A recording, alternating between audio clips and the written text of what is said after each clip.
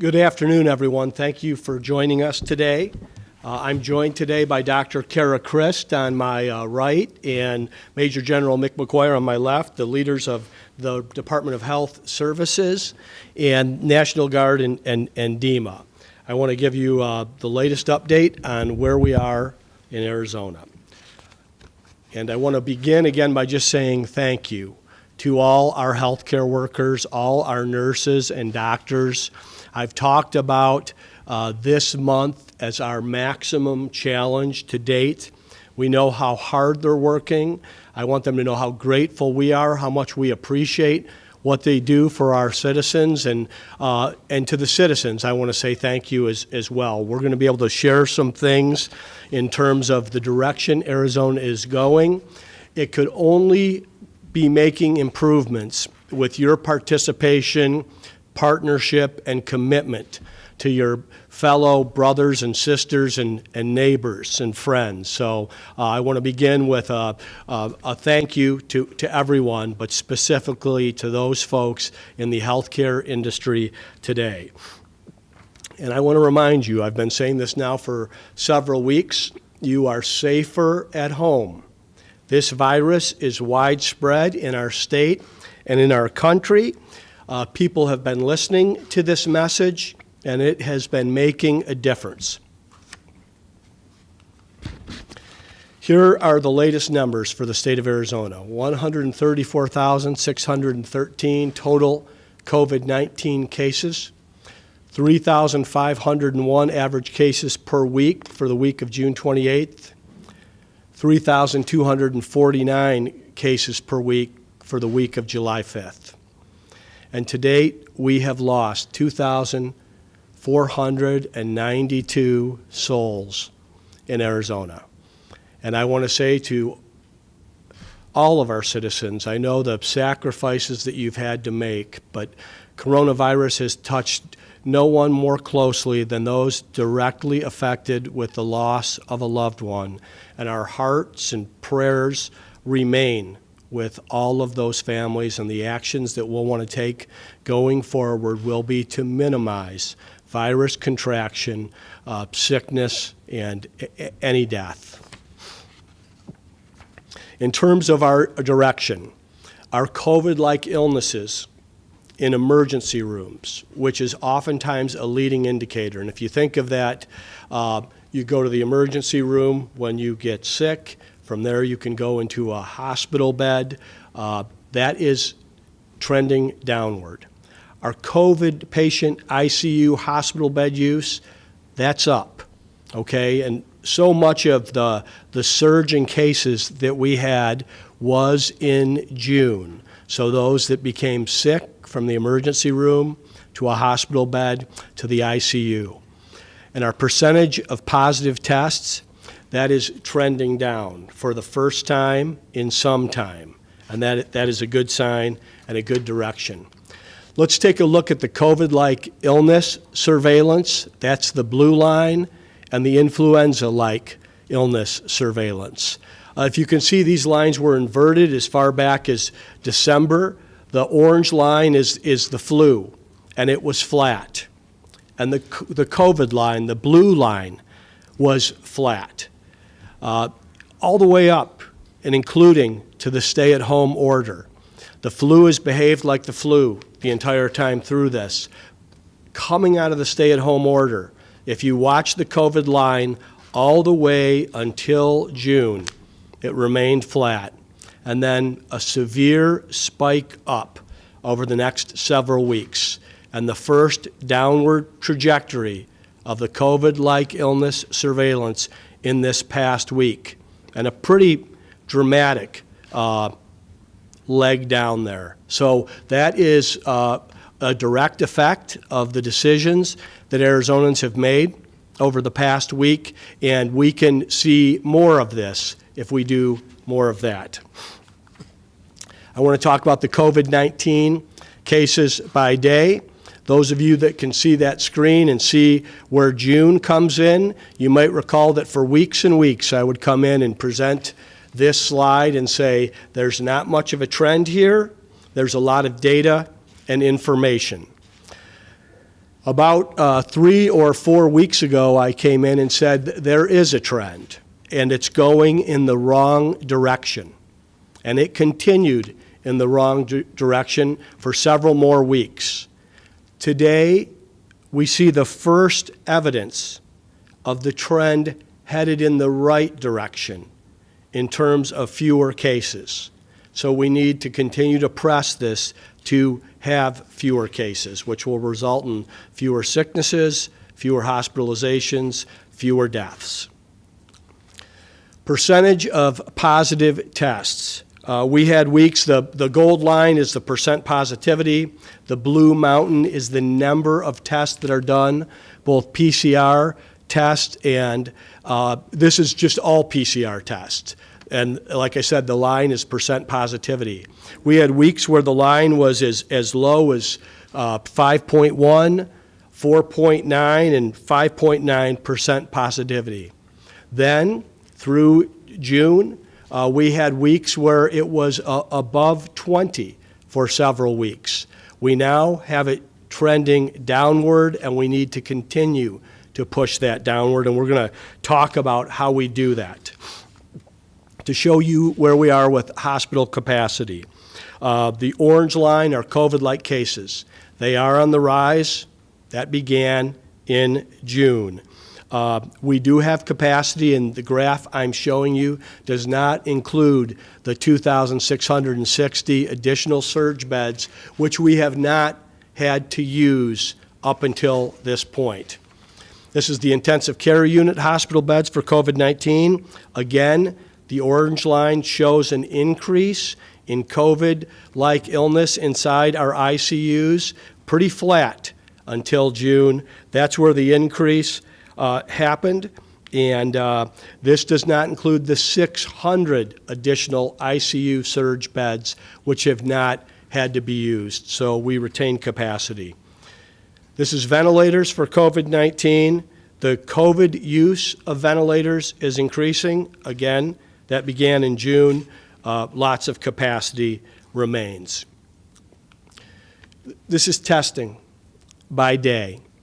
This is our serology test, is the orange part of the graph. The diagnostic is PCR. You can see that an ever-increasing amount of tests in the state of Arizona. We need even more, but we're at over 950,000 tests in the state of Arizona, and more on the way, and we're going to talk about why that will be important and how we'll apply that knowledge. Let's talk very quickly about some recent actions that we've taken with the intention to slow the spread of this virus. Prohibiting large gatherings. The local mask ordinances that have gone in effect in nearly all parts of our state. The fact that we have paused the operation of gyms, bars, nightclubs, water parks, and tubing. Delayed the first day of school and have reduced restaurant capacity to 50% with much tighter guidance. What we've been in since this began, and we have more knowledge about the coronavirus, is the very unhappy but necessary business of breaking up large gatherings and congregations of adults. The virus is highly contagious, and it spreads in groups. So the fact that bars and gyms and movie theaters, no concerts or spring training or large events happening, large venues are not in business, college sports, Major League Baseball, NBA, NFL may be preparing to play and compete, but that does not at this time include in-stadium fans. That's where we are today in Arizona. That's been the effort, along with what we've done previously and what we've done in the last several weeks to break up those larger gatherings of adults. Also, I want to say thank you to Arizonans, to our local mayors and county supervisors. This effort to get people wearing a mask in the state of Arizona. Nearly 90% of our state now has a local mask ordinance. I want to say thank you not only to the leaders, but thank you to the citizens for your compliance. It's making a difference, and we're going to show you the difference that it's made. What we've gone through and the challenges that I'm sharing with you really is Arizona's new normal, and it's our new normal for the foreseeable future. I really want to ask people to get their heads around that this is going to be a challenge that's going to be ongoing for the foreseeable future. And the better decisions that we make now, the better habits and disciplines and rigor that we have, the more success, the more people that we will save and protect around the coronavirus. This is our graph from the Arizona Department of Health Services. Many folks on the coronavirus task force, Dr. Deborah Birx, for one, talks about risk reduction, about making better decisions so that you can avoid contracting this virus and protect others. So if you were to look at a CDC website or the Texas Health website or California Health website, you'd find similar charts, likely different graphics. But this is informed by public health. This is not my opinion. This is not senior staff's opinion. This is the opinion of public health experts. So if you want to make better decisions, take a look at this graph. You can see that we've done a lot around our higher risk type activities to limit them in the state of Arizona and used government guidance or mandate where necessary. So let's take a look at the results. See where we are. I introduced this number 3 weeks ago. This is the R0 number. It's the average number of people who become infected by an infectious person. This is how the disease is spread. If you remember, I shared this on June 29th. We were at 1.18 in the state of Arizona. And if you go to the far left of the graph, you can see that's where the highest numbers are. To the further right, those are the states that are below 1. That is the objective, is you want to be below 1. You will naturally have decreasing cases. 10 days later, Arizona had moved 8 basis points to 1.1 on this graph. That was after we started to ask people to please make decisions around being safer at home. So we saw a pretty dramatic movement. Here we are now, the next week, moving 12 more basis points. So in total, we've moved 20 points in less than 3 weeks. And today, Arizona is below 1. We're at 0.98. Yesterday, we were at 0.97. So I said if you want to help our doctors and our nurses and our healthcare workers, if you want to help lighten the heavy burden that they have, the decisions that you make, the limiting of mobility will have something to do with that. Today, Arizona is below 1. And to show where we are in comparison to some other states and the fact of your good decisions and your actions that you have made have put us below 1. You can see where other states are, how fluid this number can be, and how dramatically we moved from one side of the graph to the other in less than 3 weeks. Thank you very much. What you're doing is making a difference in Arizona. Now let's take a look at another graphic that will show how the number of cases have changed from last week to this week. This is the New York Times graphic. They show it for every state and every country in the nation. This is how you can determine hot spots. The blue part of the map is in decline. The red and darker colors are where the virus is spreading, and the yellow is where it is stabilizing. So look at the dramatic change in Arizona's map in 1 week, week to week. Those are the good decisions that Arizonans are making around the state. Thank you. Newly reported cases in the state of Arizona, and if you can see, we were flat from March to April to May until June. A rapid rise upward, a flattening, and the beginnings of a slight decline. We want to push that decline further. We want to do more of what we're doing right now, but much of this gives us reason to be very cautious, but have some hope and optimism for what is possible in the very near future in the state of Arizona. We do look at other national outlets in terms of what's happening. This is the New York Times showing what's happening across the country.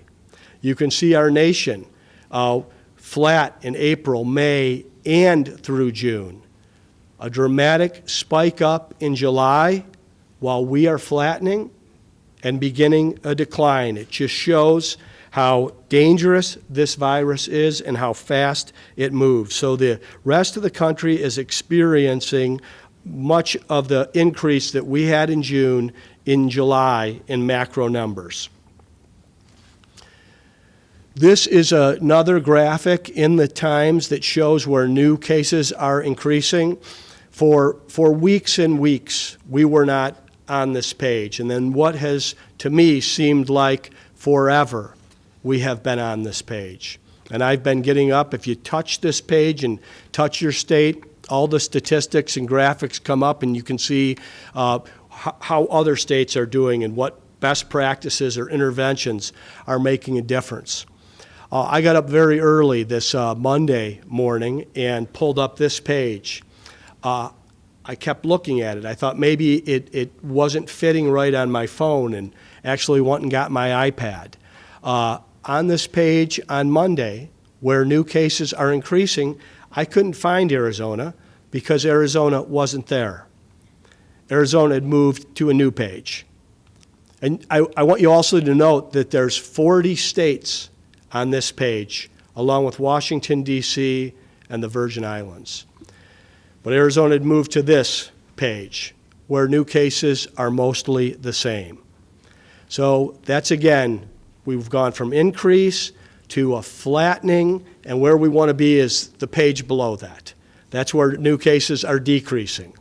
Today, there's only 2 states there, Delaware and Maine, but that's the aspirational goal of where we want to be, and we can make the decisions to get that done. We should view these metrics and the results we have with caution, but like I said, we have made some changes in the last 3 weeks, and this is the first good news we've had since. Last, if you want to look at the cases across the country, again, on this map, fire engine red is where cases are increasing, along with orange. Blue is where they're decreasing, and yellow is where they are stabilizing. So take a look at where Arizona is over the last 2 weeks and what a difference we have made in our state. And if those of you, and I do get some feedback on the different sources that I use, some people reach out and prefer that I wouldn't use the New York Times. Well, let's take a look to CNN. Here you can see that where it's red or burgundy, it's rising. Where it's green, it's leveling or going down, and where it's yellow, it's steadying. Arizona is in the green. There aren't many states in the green. This has been a difference in the last week because of the actions Arizonans have taken over the last 2 weeks. And some folks don't want to hear from media sources at all. I think they're important to point out. They want to hear from the subject matter experts. So if that's the case, let's hear from the standard bearer on these numbers, and that's Johns Hopkins University of Medicine. These are case trends in the United States, D.C., and Puerto Rico, a 3-day moving average. Green is a downward trend, red is an upward trend. To my eye, there's only 2 or 3 states that are green, and Arizona has been green for several days on a 3-day moving average. So today I have better news, but I also want to say, so that people understand the truth around what's in front of us, there's no end in sight today. That's why I talk about the foreseeable future. And there will be no victory laps. What we can take from here is knowledge of what difference we can make in the COVID-19 pandemic in our state, in our country, for the foreseeable future. And to me, the takeaway is positive personal actions, responsible personal decisions, and taking personal responsibility for what happens will make a difference and better results. So we want to press on, stay the course, and do more of this.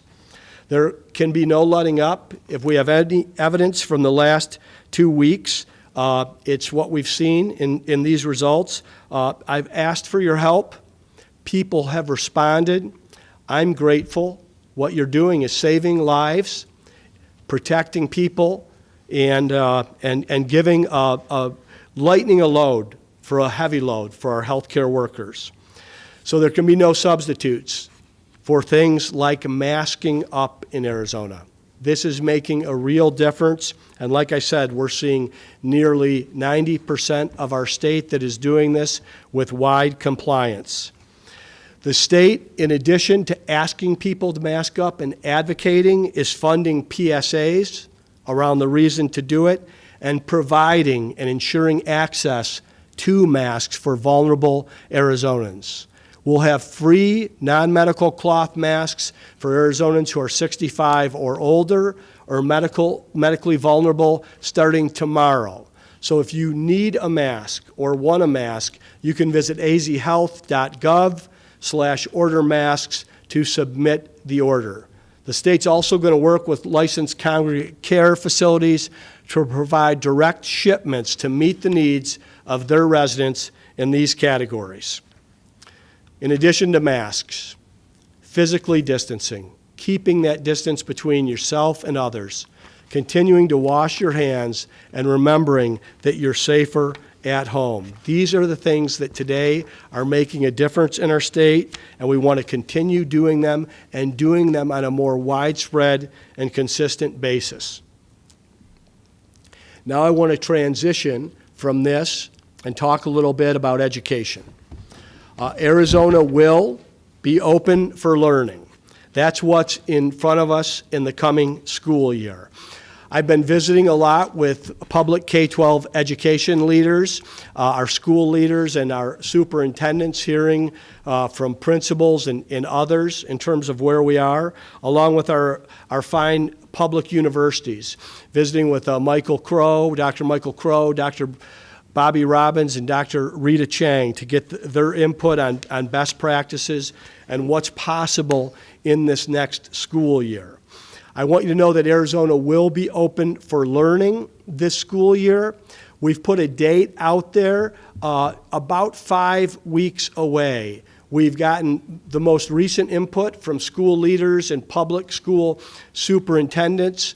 I'm going to be sitting down and working with Superintendent of Public Instruction, Kathy Hoffman, along with other constituencies to get the best guidance on what we're going to do going forward. I know people want clarity around this, and we're going to provide clarity. I'm going to tell you, our kids are going to be learning in the fall. We're going to do our best to conduct the most positive educational year that we can, and I'll be providing the most specific guidance that I can I'm going to be working with Superintendent Hoffman on that, and expect that next week, and that will provide additional or include additional flexibilities to our schools around the state. Now I want to touch a little bit on expanded testing in our state. We touched on Project Catapult last week. This is a project that will have us doing 35,000 tests a day by the end of July. I showed you today that currently, with all the tests we've done over this time, we're at 950,000 plus tests. When we get to the end of July, we'll be conducting or have the capacity to conduct 1 million tests a month. By the end of August, nearly 2 million tests a month. This gives us more knowledge of the virus. You can think of how helpful this will be in schools and operating businesses, and that knowledge will be power to make better decisions and to protect more people. I also want to say thank you to Dr. Michael Crow and the innovators at Arizona State University. They introduced the first of its kind COVID-19 testing. It's saliva-based, it's pain-free, and has a number of advantages. The state is going to continue to partner with the university to ramp up this kind of testing as well. And Dr. Crow, as always, has big plans on how this testing can affect life at the university level for Arizona State University and others. We've got a couple COVID-19 test strike force sites for areas that need it. This is going to begin July 17th for 12 straight days. And I want to say thank you to our federal government and the administration for their help here. It's a partnership with the Department of Health and Human Services to provide diagnostic testing in Arizona, along with cloth face coverings provided to all participants. So 2 locations, South Mountain Park, you can see the address, and Maryvale High School, beginning July 17th for 12 straight days. Please, to ensure an appointment, pre-register at azhealth.gov/surge testing. And we're going to continue to make investments in public health in the state of Arizona. I want to give you a graphic on what we've done to date on this issue. I'm not going to read through every bullet point on this slide, but it's things from unemployment benefits to things to help our schools and local municipalities, things that will help with the supply chain, personal protective equipment, contact tracing, shoring up our high schools, along with planning for a safe and healthy future in Arizona while protecting our most vulnerable, our homeless, our people that are in a position of potential eviction, along with making sure that people don't go hungry in the state of Arizona. All totaled on this one page is over $6.7 billion that has gone out to the state of Arizona. And there will be more. I'm announcing today that we're contributing and investing an additional $50 million deposit to the Public Health Fund. And with that, we'll go to Dr. Kara Christ for a public health update. Dr. Christ? Thank you, Governor. So the first thing we want to remind everybody is know the risk of the activities that you are going to be doing if you are leaving your home. So there's several questions that you should be asking yourself as you get ready to leave. And you want to know, how many people will you interact with? Remember, the number of people that you come into contact with increases the risk, especially if they are not in your household. Will you be able to keep 6 feet of space between you and others?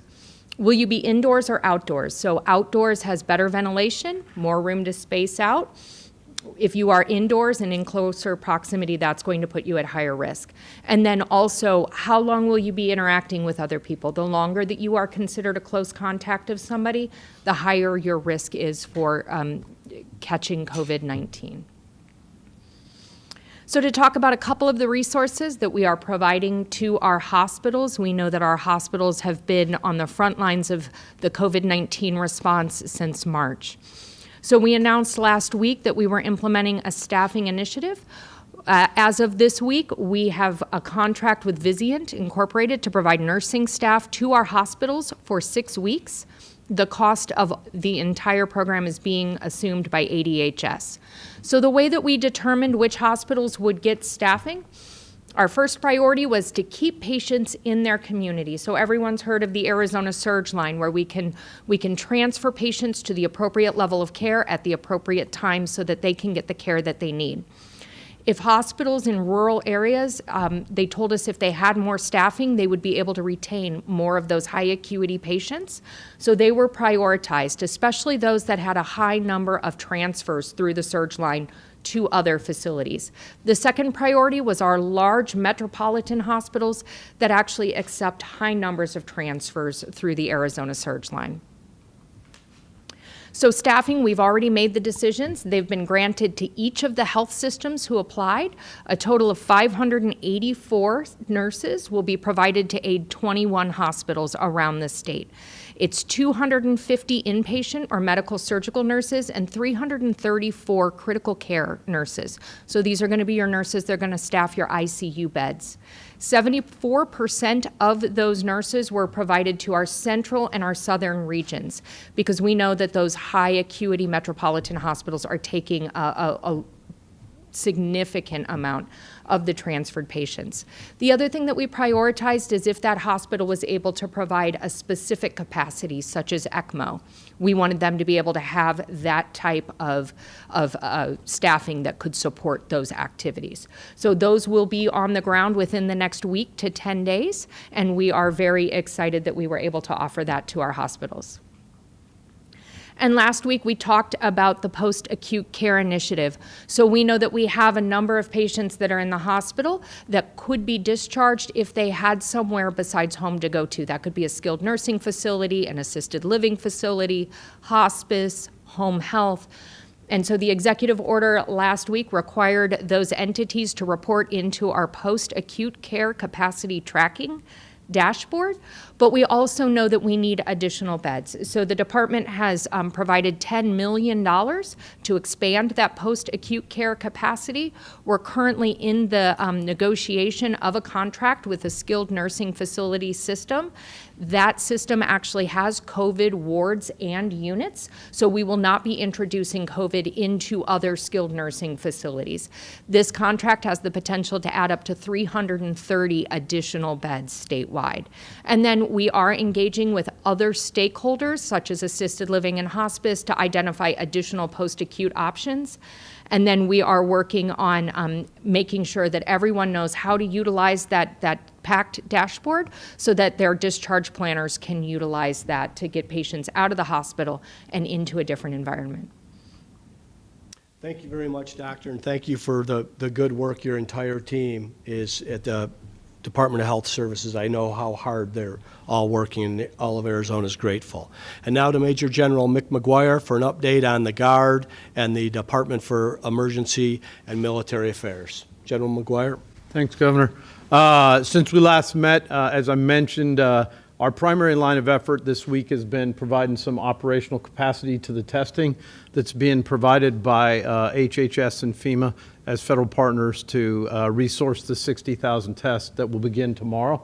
As the Governor mentioned, we'd asked that all my fellow citizens out there use the healthcare website, that surge testing site, to pre-register. We plan to do 2,500 tests per day at each of the two sites for a total of 5,000. When you arrive in your vehicle, you'll probably see Phoenix public safety and law enforcement folks doing traffic control along with some National Guardsmen. Some of our National Guardsmen will be assisting in registration and other logistics and wraparound services. And then our HHS contracted healthcare workers will actually do a quick test where it will be self-administered PCR testing. And then we've contract with an out-of-state lab so we don't put initial or additional pressure on our state labs, and we're looking to get those tests turned around in 48 to 72 hours. So look to get 60,000 Arizona citizens tested here in Maricopa County over the next 12 days.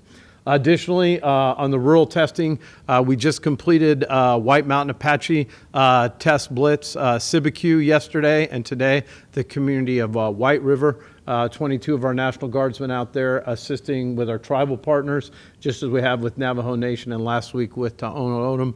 And we are continuing to work to ensure the logistics and food supply, looking to extend our mission beyond the 24th of July in the food banks and the food distribution missions we've been running out of state to help the increased demand.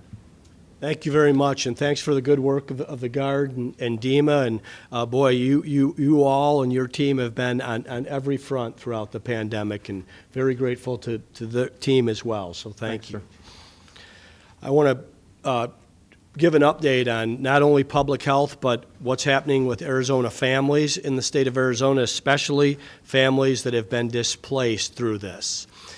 Let's start with pandemic unemployment assistance and relief. Over $6.4 billion in unemployment benefit claims have been paid to date, helping over 958,000 Arizonans. It's almost impossible to get your head around that number. Before the pandemic struck, I think we had less than 17,000 people in our state on unemployment. Today, it's over 958,000. I want people to be aware that are receiving these benefits, that we are experiencing fraud attempts. They've been witnessed in other states. We've been working with the FBI and Department of Labor to continue combating this fraud and to ensure the dollars are preserved for the Arizonans that need them. And I realize it may have caused some inconvenience or slight interruption in some of your payments. We think we have our hands around that now, and there will be more to follow. I also want to talk about the housing protections for Arizonans protected by COVID-19. It's been some time since we talked about the March 24th executive order to delay evictions for those impacted by COVID-19. This established the COVID-19 Rental Assistance Program administered by the Arizona Community Action Agencies. To date, we've put $1.2 million plus provided to Arizona renters, and the order is scheduled to expire July 25th. So I've got an update on this, along with a new executive order extending the eviction moratorium on residential evictions until October 31st, along with $650,000 for community action agencies to improve staffing and administration of rental assistance programs and providing assistance to families and individuals faster. In addition, $5 million to establish the foreclosure prevention program. And this will provide targeted relief to homeowners who rely on income from tenants to help them avoid foreclosure. In total, state and local governments have directed more than $80 million on programs to assist renters and prevent homelessness. Additional actions. Earlier this week, $1.6 million from the U.S. Department of Housing and Urban Development Emergency Solutions Grant was distributed to combat homelessness. This is going to support counseling service, guidance on independent living, rental assistance, as well as homeless shelters throughout the state.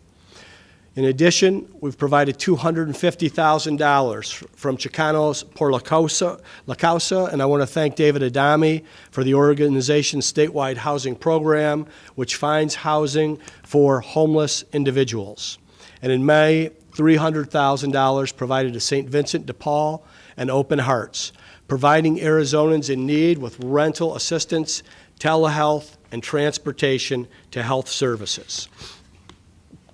So moving forward, our plan of action will remain to be a responsible approach, and it's going to be guided by public health. We are going to dramatically ramp up our testing facilities to identify these infections by increasing the lab capacity, along with additional collection sites focusing on the areas in our state and the people that need it most. We'll continue relief to county health officials and contact tracing to contain the spread and we're going to monitor the efficacy of all our mitigation strategies and make changes and adjustments as necessary.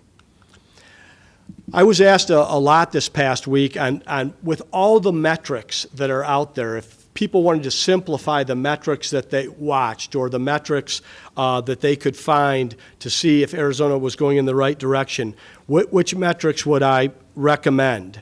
Many of the public education leaders wanted us to find one metric. And I wish that there were one metric that could simplify decision-making. But I wanted to point out 4 different metrics that I think if you wanted to get an overview of what's happening. And the first is cases. And I want you to know that in Arizona, with the way we're going to ramp up testing of 35,000 a day at the end of July and 65,000 at the end of August, you're going to see more cases. And the way to measure your level of concern on those cases is the percent positivity rate. So we're going to increase the testing. Will give us many more points of knowledge around the state of how we're doing, and we want to see that positivity rate coming down. That's both at the state and county level. And I think you could imagine just from logic and common sense, the 954,000 tests that we've done to date have been done on sick people and symptomatic people and people that have been exposed to COVID-19. Now, there is a great demand for many people across the state who are not sick or symptomatic who want a test. Doing this should allow us to bring the positivity rate by its very nature. The next thing is the mobility and the R-naught. Arizonans are safer at home. This metric quantifies non-essential travel. The R-naught indicates the speed of the virus. So if you'll watch the mobility and the R-naught, you can help impact what's happening in the state of Arizona. And of course, capacity. Capacity is something we think about every day of the week and every day of the month. That's both the capacity in our fine hospitals and places where we can help people, but also our capacity of boots on the ground, doctors, nurses, staff, healthcare professionals, emergency responders, and people that are coming to help us from out of state where the federal government has stepped up. So next steps, in terms of action steps, please keep doing what you're doing. Wear a mask, wash your hands, physically distance, and stay at home. If you take these on as patriotic duties, you will help us reduce the spread of this virus. You will protect people and livelihoods, and you will remove some of the burden that is on all of our state and country's healthcare providers. And always, remember, wear a mask, the virus is widespread, and you are safer at home. And with that, let's move to questions. We'll start up front with Billy. Billy Hartbosch, iHeartRadio. Thank you, Governor. I don't know if you've seen this yet today, but White House Press Secretary Kayleigh McEnany, she said, science should not stand in the way of reopening schools. You're about to make a very important decision next week on schools. The president has said he expects schools to be open. He also said he's going to pressure governors into doing that. Have you felt pressure from the president yet, and how much will what the White House says influence your decision? I'm going to let public health continue to be my guide. I haven't seen that. There's a lot of breaking news every day, and I'm going to focus on my day job. I'm going to do what's right for Arizona, and I've said this several times. I'm not going to let politics get in the way of this. I want to do what's right for our state and for our kids, and our decisions to date have been informed by public health. Thank you, Billy. We'll go to Dennis.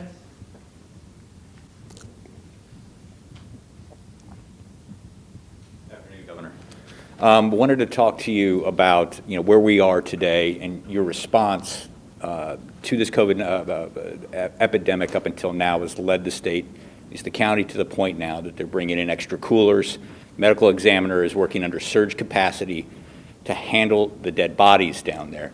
I wanted to ask you, considering when you look back at this response, and it has not been successful up to this point, do you think you need to change up staff, bring in new perspectives, bring in new people to ensure that maybe this doesn't happen again? So I want to say that I'm very confident that with what we know now, we can certainly avoid the type of increase in cases that we've seen. I have incredible confidence in the Department of Health Services, Dr. Kara Christ, and the people that are advising me on this. And I want, Dr. Christ, if you would talk about what's happening at the county facilities around some of the news and how that is affected by the environment of COVID. Absolutely. Thank you, Governor. So when we look at fatalities management, there is a statewide plan. Every summer, we do see an increase in the number of deaths. When you look at what the medical examiner is looking at, the majority of those deaths are not going to be COVID related. They're going to be the unexpected or the unexplained deaths that need to be investigated. We are working with our hospitals to ensure that they have adequate morgue capacity, but one of the normal elements of the plan is to bring in refrigerated trucks. Yeah, but 2,492 deaths, is that a successful response? We mourn every death that we have. We don't want to have deaths, and we know that if we can reduce the spread of the virus, and for weeks and weeks, months upon months, we were very slow in terms of case count. We did have that spike in terms of June.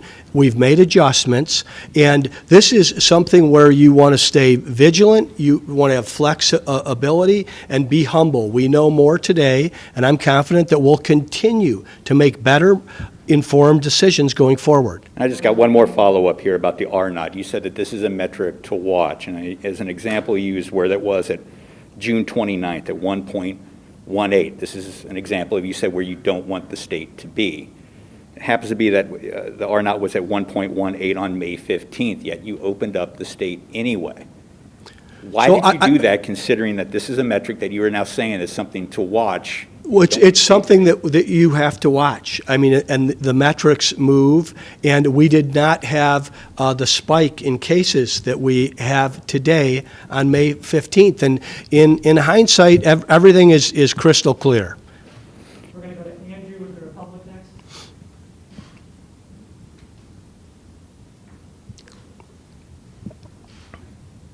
But Andrew, before you get started, the other thing I want to say is that on May 15th, in terms of where we were in positivity, which is another metric that we look at, it had slowed to a crawl. So there's a number of metrics that you look at in terms of making these decisions. Go ahead, please, Andrew. I want to circle back to unemployment. Unless Congress comes through with something pretty quickly, a lot of Arizonans are going to see a pretty substantial decrease in their unemployment benefits very soon. What are you looking at doing on a state level to ensure that a lot of jobless Arizonans are not getting by on $240 a week? Thank you, Andrew. And to date, through the pandemic, since Congress has been able to act, we've been able to provide displaced Arizonans $840 a week out of the Department of Economic Services. This is something we've been talking with the delegation about, talking with the White House about as well. There is a fourth package coming. We're not sure exactly what it's going to be. We're going to advocate for what's in the best interest of Arizona and Arizonans. To date, we've been able, to the best of our ability, and you've seen that over $6.4 billion to ensure that no one falls through the cracks or falls through the social safety net. Over time, of course, we want to see Arizonans, where possible and safe, return back to work. And I don't often get the opportunity to give compliments to Congress, but I will say that they have provided the resources to our state through this pandemic. And I think everybody realizes that Congress almost always acts at the last minute.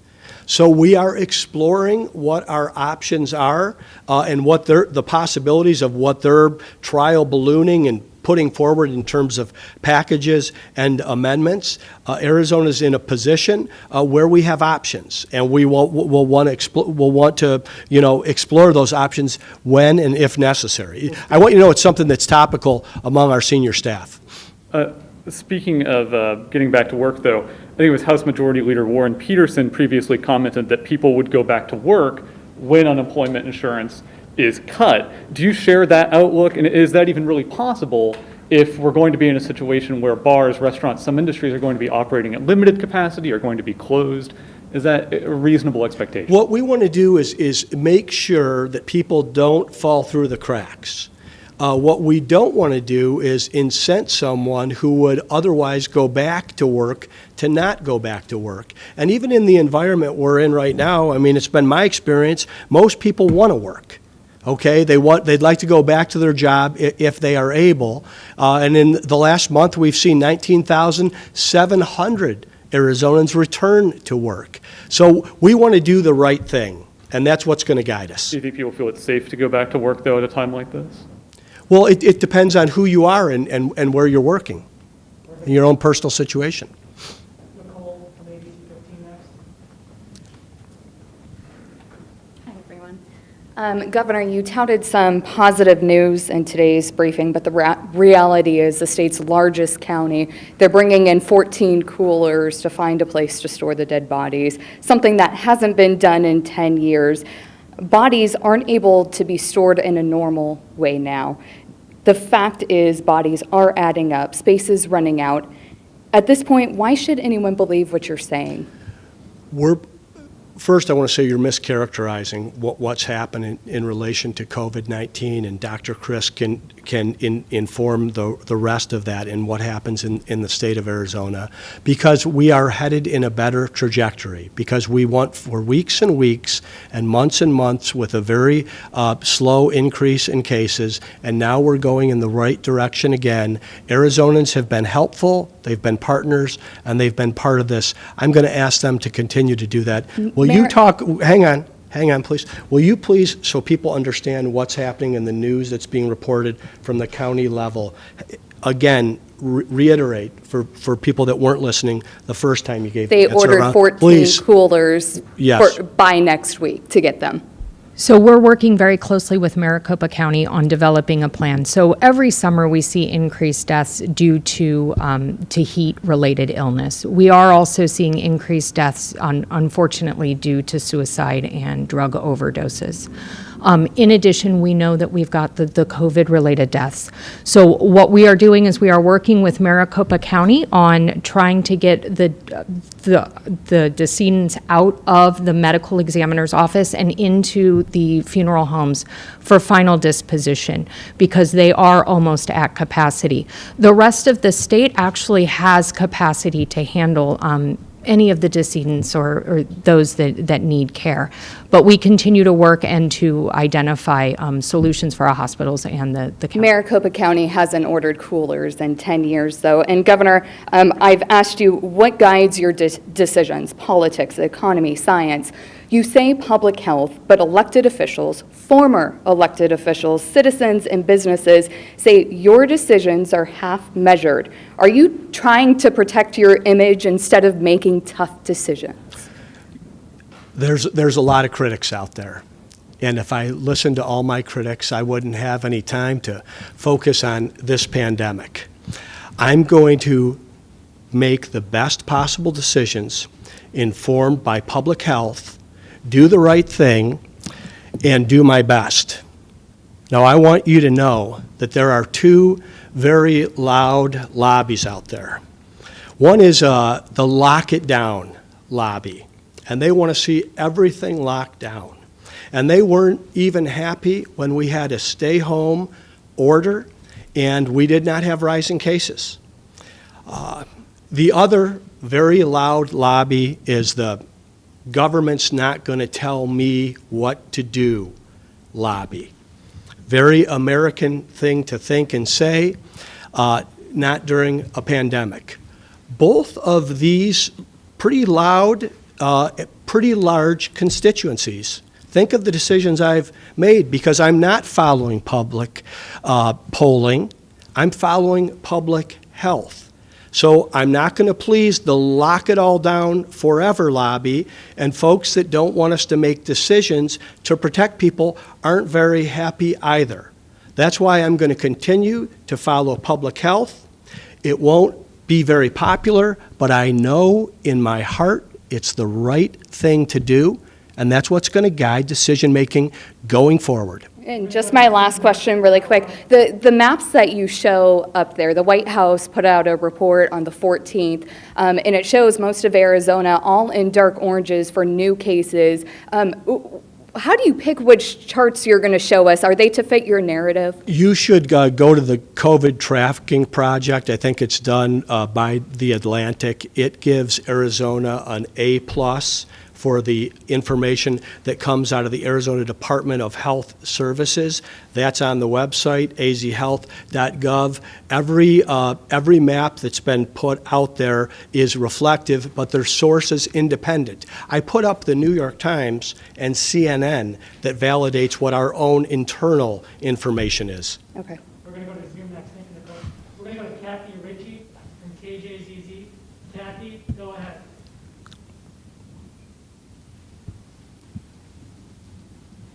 Kathy, you need to unmute. Sorry about that. Can you hear me? Yes, we can hear you. Please go ahead. Good afternoon. My question is really about testing in long-term care facilities. HHS said that there should be weekly testing of staff. I know that there have been 2 rounds of testing completed in the skilled nursing homes. That doesn't include assisted living facilities. There are 2,500 or so assisted living facilities in Arizona. What's the status of testing? Can we expect weekly testing of staff? Because that really seems to be the step towards reopening nursing homes. And it has been 19 weeks since families have had in-person visits with their families. So where are we at with testing in these facilities? Rapid testing results, which I hear is critical to the reopening, and weekly testing of staff, or even daily if possible. What's the latest on that and the reopening? So thank you, Kathy. That is a great question, because we definitely want anyone who's in a long-term care facility to be able to spend time with their loved ones, and we know that it's been a very long time. We are working with our federal partners. They will be distributing to our skilled nursing facilities rapid antigen tests that can be done in a very quick period of time, along with testing kits. That will allow our long-term care providers to test their staff weekly, but to also test patients and as well as visitors if that's what they wanted to implement. We're going to be working with those long-term care facilities to ensure that they have the testing kits that they need to have that ongoing. We are starting the assisted living testing so that we can move into that. Some of that will be done with grants to the actual facilities, and some of it is arranged through the Department of Health Services.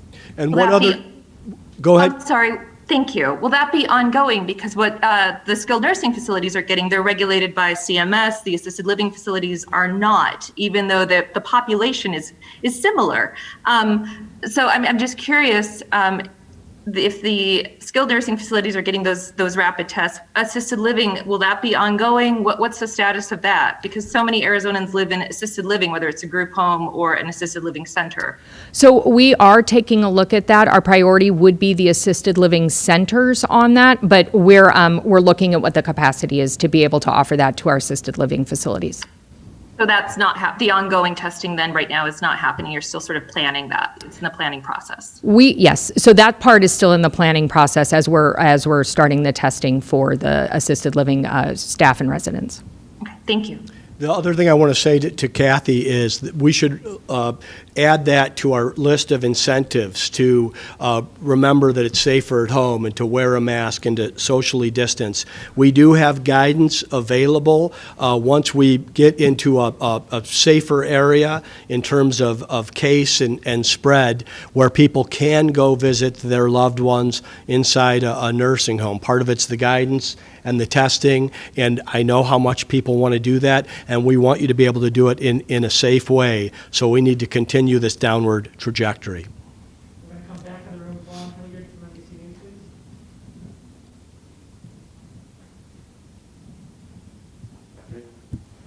News, please.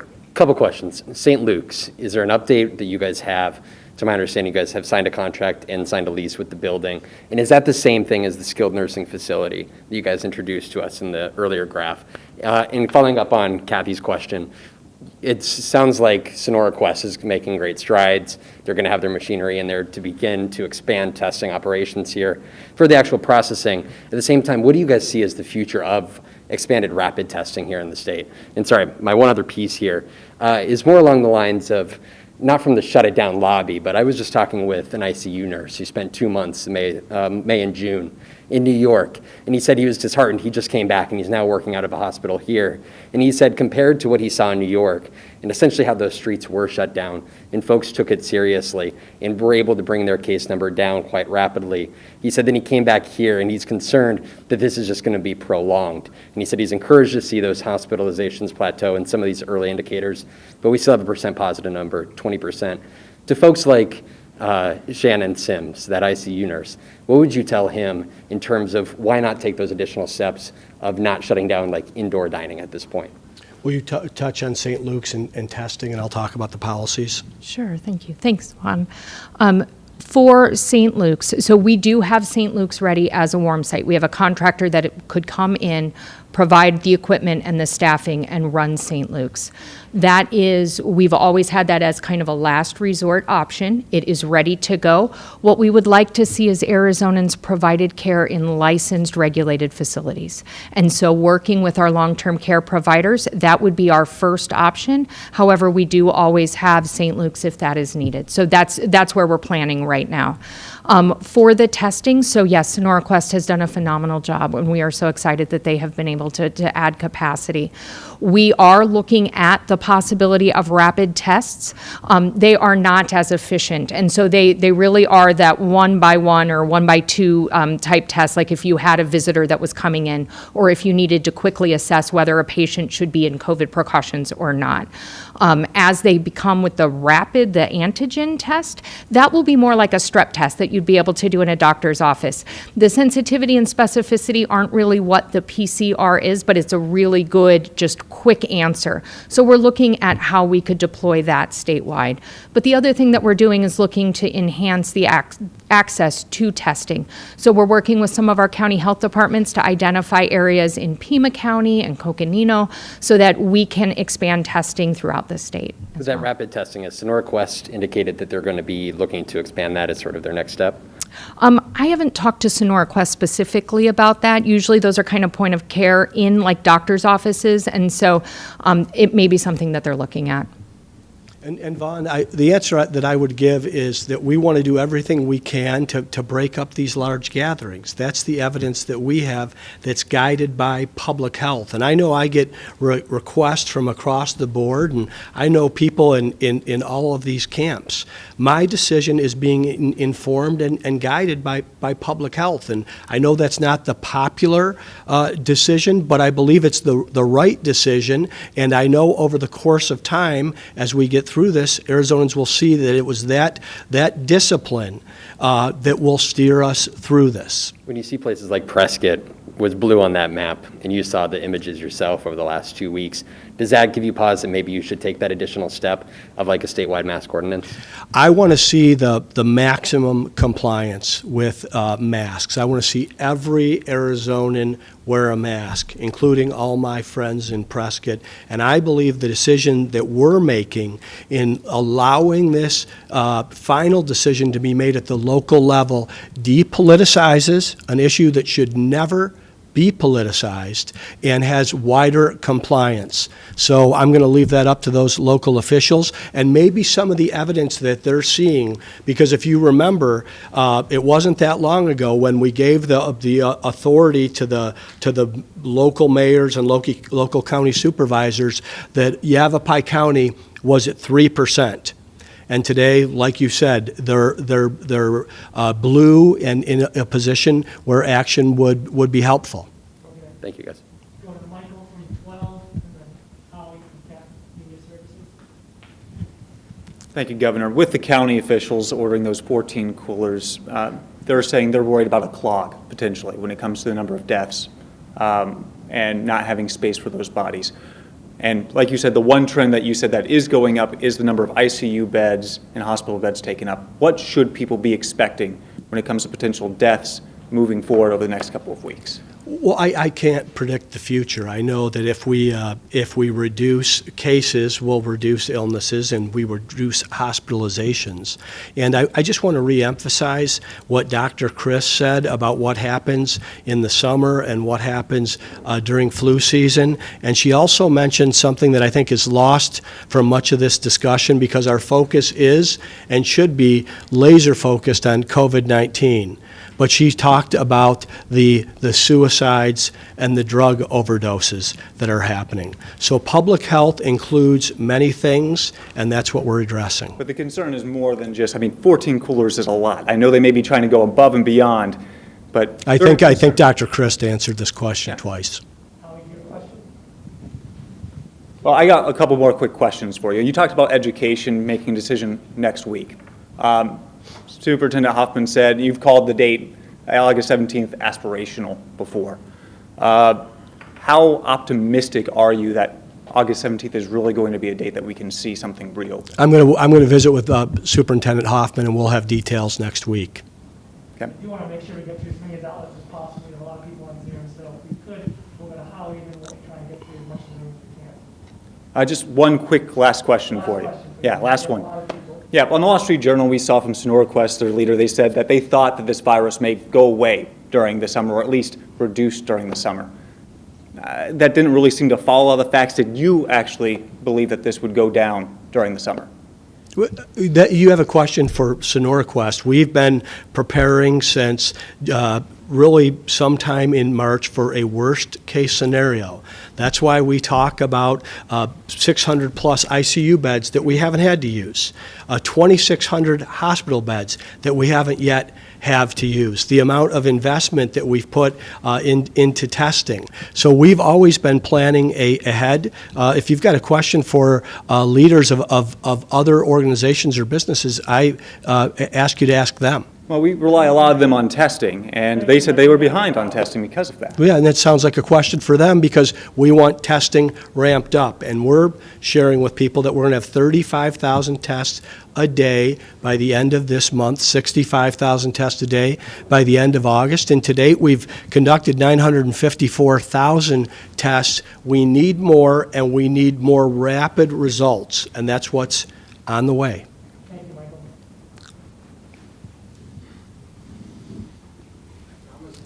Two. Let me start with you, Dr. Chris, because you mentioned something about a rise in suicides and drug use, and also affecting the fact that we've got a lot more bodies in the morgue. Are you somehow linking COVID and the virus and any of the orders to the rise in suicides and drug use, or is that just seasonal? So the heat-related illnesses, Howie, would be seasonal. Understood. We are seeing an increase in drug overdose and in suicides, not just here in Arizona, but nationally.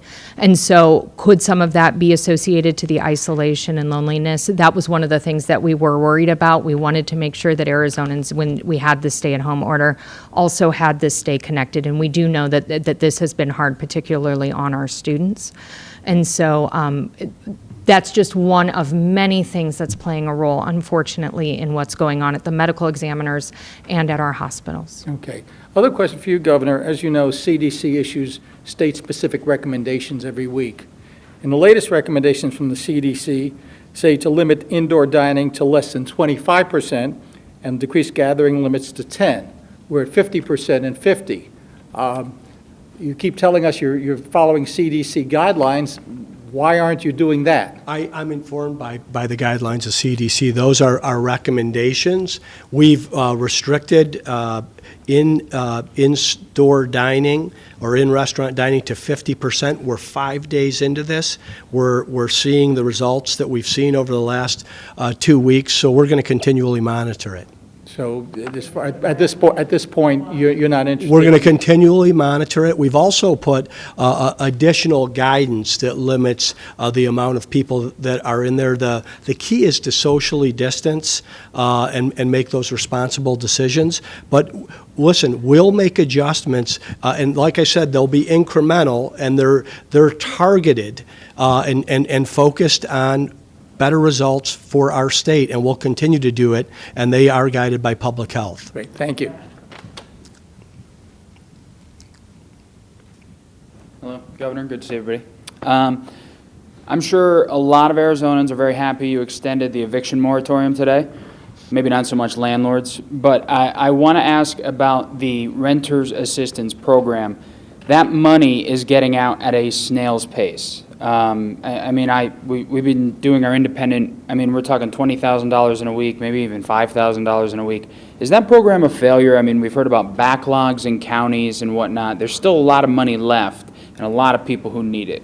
Is that program? The program is not a failure. I think you may have seen earlier in the presentation that we've had over $5.4 billion in federal funds go out. That's $840 a week to people. So if you're receiving $840 a week, which we're told for many that were displaced is actually more money than what they were receiving before, their rents are up to date. And I want to switch gears to educate. I'll keep this. Or they should be up to date. We also, I would ask, we don't want people to fall behind on their rents. If the conviction order is not there so that they don't pay their rent, it's so that they don't lose a place to live. It's so that homelessness is not increased. But if you're receiving those federal dollars, and there's 951,000 Arizonans that are in receipt of them, they should be up to speed on their rent and their mortgage, and most of them are. But there's still that backlog. There's still that backlog in counties and we put additional dollars in there so that we could get additional monies to the county so they could be more responsive. That's part of the order. We're going to go to Zoom next. So real quick, One more. just to pivot to education real quick. I know you're going to be meeting with the superintendent. I know you guys have had a lot of conversations. But you yourself, would you feel comfortable sending your kids back Yes. to school now? You would? Yes. You have no qualms about it at all? Well, I want to turn that over to a public health expert who has 3 kids that may be in school. Will you just answer from a public health perspective, please? So thank you. Yeah, that's a great question. And right now, we had to just make the decision on whether our children would be going back doing either the virtual academy or a in-person school when it resumes. My husband and I made the decision that we would like our children to be back in school. We know, based on the information we have right now, that kids are at low risk for transmission and for outcomes. I have noticed some other detrimental impacts from my kids not being in school, and I really would like them to be back in that social environment. Thank you. We're going to go to the Zoom board next. Hank Stevenson from the Yellow Sheet Report. Hank, go ahead. Thank you, Governor. So you say that your decisions are guided by science and data.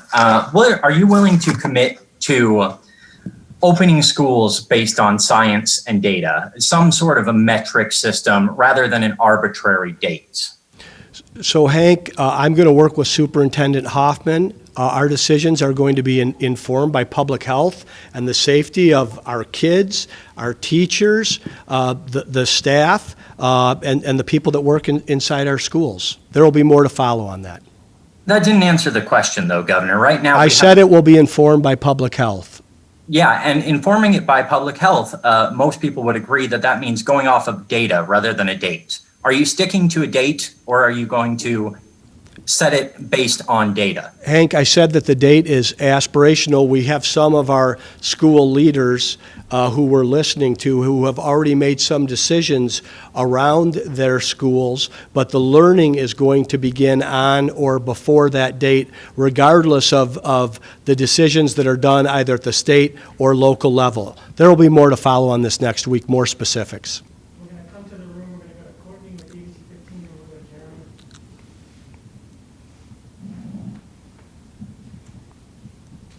Hi, Governor. Hi, Courtney.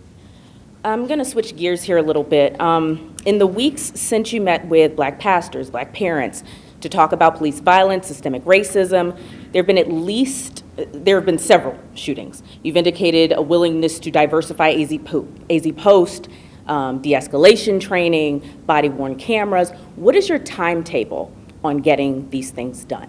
Thank you, Courtney. The visit and subsequent conversations that I've had with leaders in the community have allowed us to focus on a number of things. One, it was this to-do list of actionable or deliverable items. One was the idea that in these areas they have health issues around COVID-19, and they wanted more focused testing, and you've seen that ongoing. You've seen it in today's announcement as well. The other idea was what the governor's office can do around the diversification of AZ Post. We're working on that as we speak. And then there's additional things that we're going to do from the Department of Public Safety in terms of how we handle training inside the state, and that's being led by my Colonel of Public Instruction, Heston Silbert, and I know he's working with Jerry Williams and Paul Penzone and I believe Chris Magnuson and others. Are there other things that you are looking at doing yourself without legislative help? Well, first I want to say I want legislative help on this. The legislature was on board for body cameras, and body cameras was another request, and that would have happened in this legislative session, except we closed up rather quickly because of what happened with COVID-19. So to me, I think the best policy is done when you've got the branches of government working together. So we want to be working with the community and be doing the right things that are measurable and that will make a difference. 3 of them we can do by and large through the governor's office. The other, we're going to need the legislature's help, and I think there's more beyond that. And this is my final question. Legislatively, are you looking to have a special session of any sort about COVID, about police reform, about anything? So I continue to talk with legislative leaders. I had a visit with Rusty Bowers, the Speaker of the House, and Senator Karen Fann, President of the Senate. I know that we're also engaging the delegation, and as necessary and if necessary, we will do that. Thank you.